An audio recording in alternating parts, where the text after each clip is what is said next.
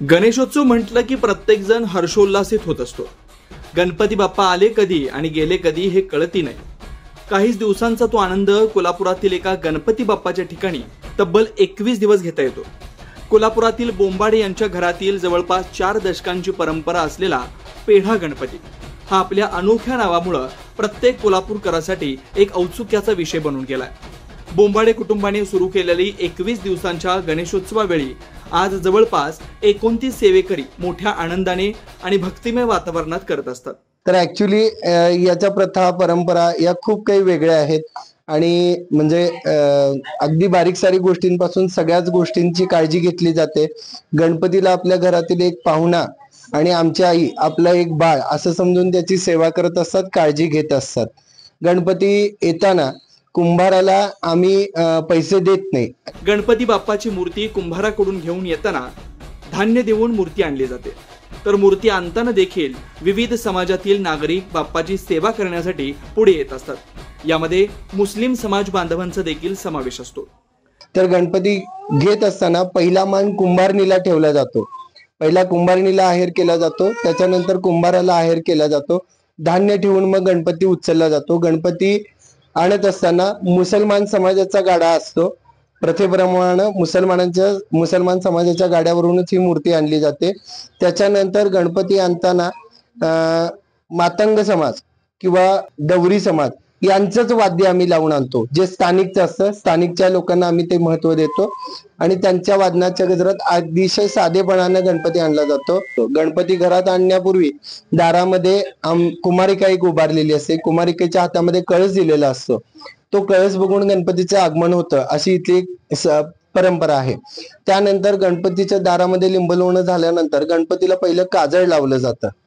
काजळ लावून त्याला तीत लावली जाते काजळाची। त्याच्यानंतर मग गणपतीला आत घेतलं जातं। आत घेतल्यानंतर गणपती सजावटीच्या समोर सजावटीकडे तोंड करून ठेवला जातो।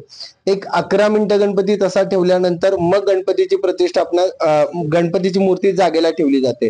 बाप्पाची मूर्ती घरात घेऊन गणेश चतुर्थीपासून पुढे 21 दिवस विविध धार्मिक कार्यक्रम सर्व सेवेकरी मिळून पार पाडत असतात। त्यामुळे घरासह संपूर्ण परिसर भक्तिमय बनून जात असतो। चतुर्थीच्या आदल्या दिवशी किंवा आधी 2 दिवस आम्ही गणपतीची मूर्ती आणतो, ती मूर्ती परत झाकून ठेवतो। चतुर्थी दिवशी पहाटे 4 वाजल्यापासून मंत्रपठण चालू होतं। 5:30 वाजता प्रतिष्ठापना चालू होते। साधारणतः 6-6:30 पर्यंत प्रतिष्ठापना पूर्ण होते। त्याच्यानंतर सहस्र दुर्वार्पण, सहस्र पुष्प अर्पण, सहस्र गंध अर्पण आणि होम गणेश याग अशा पद्धतीनं प्रतिष्ठापना पूर्ण होते। दररोज 12 ते 2 या वेळेत दर्शन बंद ठेवलं जातं। 12:45ला म्हणजे देवांचा नैवेद्य होऊन त्यांना विश्रांतीसाठी 12 ते 2 ही वेळ असते। दर्शन पूर्ण बंद ठेवलेलं असतं। या खोलीमध्ये पिन ड्रॉप सायलेन्स ठेवलं जातं। बाप्पा सोबतच बोंबाडे कुटुंबाने मातृक स्वरूपातील एक कलश पूजण्याची परंपरा जपली आहे। बाप्पा इतकेच किंबहुना त्यापेक्षाही जास्त महत्व या कलशाला असल्याचं शरद यांनी सांगितलंय।